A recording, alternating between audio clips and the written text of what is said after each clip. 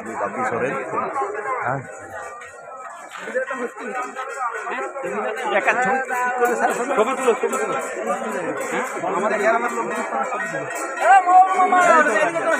লাইটটা পুরো ইয়ে হয়ে যাচ্ছে, মানে লাইটটা পুরো লাগছে না।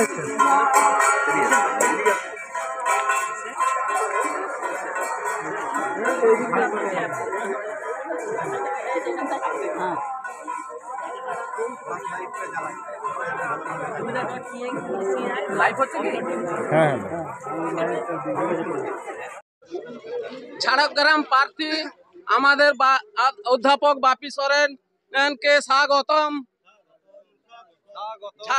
ঝাড়গ্রাম লোকসভা প্রার্থী আইএসএফ প্রার্থী বাপিদাকে স্বাগতম। আইএসএফ প্রার্থী বাপিদা অধ্যাপক বাপি সোরেনকে স্বাগতম। এই লোকসভা আসন্ন লোকসভা নির্বাচনে আইএসএফ প্রার্থী অধ্যাপক বাপি সোরেনকে বিপুল ভোটে জয় করুন। আসন্ন লোকসভা নির্বাচনে প্রার্থী অধ্যাপক বাপি সোরেনকে আইএসএফ প্রার্থী বিপুল ভোটে জয় করুন।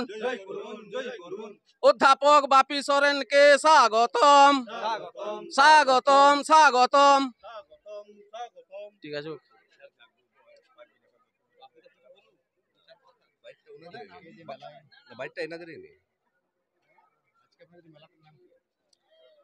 শ্রী শ্রী শ্রী শ্রী কৃষ্ণরায়জি মেলা। আইএসএফ প্রার্থী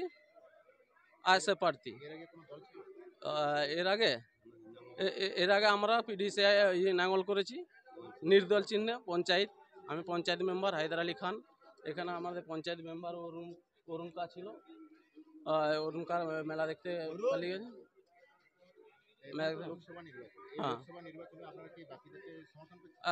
আমরা এই ঝাড়গ্রাম কেন্দ্রে লোকসভা কেন্দ্রে আমরা অধ্যাপক বাপি সোরেনকে সমর্থন করি। এখন সমর্থন করলাম, পরে চিন্তা ভাবনা নেব, গ্রামের মানুষকে নিয়ে আলোচনা করে তারপরে আমরা চিন্তা ভাবনা করব। এলাকায় আলোচনা করে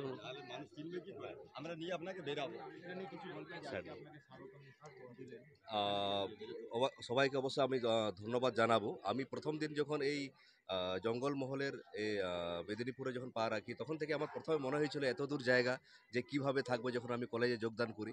কিন্তু প্রথম দিন থেকে এখানকার প্রত্যেকটা জাতপাত, প্রত্যেকটা ধর্মের নির্বিশেষে মানুষ যখনই জানতে পেরে গেছি আমি দূর থেকে এখানে কলেজে যোগদান করেছি, প্রত্যেক মুহূর্ত খোঁজ নিয়েছে যে দাদা কেমন আছেন, কি অসুবিধা হচ্ছে।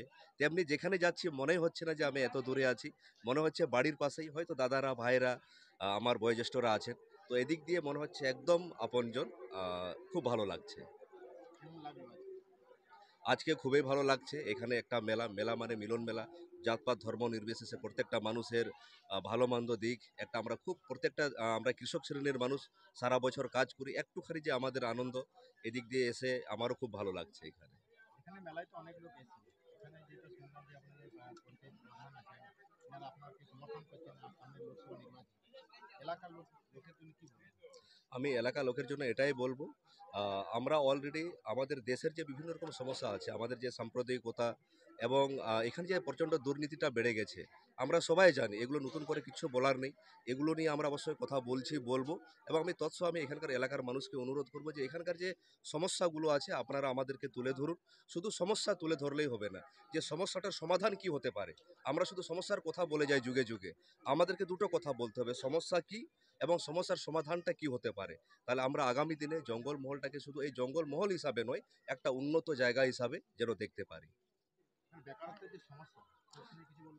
বেকারত্ব আমাদের দেশের সবচেয়ে বড় সমস্যা। আপনারা জানেন যে আইএলওর যে রিপোর্ট আছে, যে সবচেয়ে স্বাধীনতার পর সবচেয়ে আমাদের দেশে বেকারত্বের হার সর্বাধিক।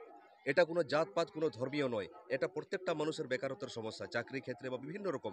বিশেষ করে লকডাউনের পর থেকে দেখেছি যে কিছু পুঁজিপতি তার দিনে 1,000 কোটি টাকা সম্পত্তি বেড়েছে, কিন্তু সেই জায়গায় যারা সাধারণ মানুষ, যে প্রত্যেক দিন যার দিন না কাজ করলে যে দিন পার হয় না, সেই সমস্ত মানুষ কাজ পাচ্ছে না। তো আমরা এই নিয়ে আগামী দিনে লোকসভাতে একটা মানুষের মিনিমাম একটা গ্যারেন্টি, আমাদের রুটি কাপড়া মাকান, আমরা একটা মানুষকে চাই যে আমার সন্তান যেন থাকে দুধে ভাতে, আমাদের বেশি চাওয়ার কিছু থাকে না। তো এই নিয়ে আমরা আওয়াজ তুলব, আপনারা পাশে থাকুন। এটাও আমরা শুনেছি আগামীকাল 2রা এপ্রিল ঝাড়গ্রাম লোকসভা কেন্দ্রে আপনাদের কর্মী সভা আছে, এনাদেরকে কি বলবেন? আমি অবশ্যই বলবো, আমাদের সংগঠনের যে রাজ্য চেয়ারম্যান আমাদের ভাইজান আসতেছেন নওশাদ সিদ্দিকী সাহেব, আমরা জানি ওনাকে আমরা সবাই ভালোবাসি। উনি যে হারে আমাদের সব কিছু কষ্ট ত্যাগ করে মানে প্রত্যেকটা মানুষের জন্য কথা বলছেন, এটা একটা আমাদের যে সংবিধানের প্রথম ধাপ, যে ধর্ম নিরপেক্ষতা এবং প্রত্যেক ধর্মকে আমরা সম্মান করে আমাদের রুটি রুজি এবং সিস্টেম বদলে যে কাজ করছি। আমি চাই আপনারা যারা যারা কর্মী আছেন বা আইএসএফকে আপনারা ভালোবাসেন, বা যারা আইএসএফকে যোগ দিতে চান, যোগ না দিতে চান, যারা আপনারা সমর্থন করতে চান, আপনারা আগামী 2 তারিখ ঝাড়গ্রামে আসুন, আমরা সরাসরি কথা বলবো। ঝাড়গ্রাম ভাইজান সভা। ধন্যবাদ।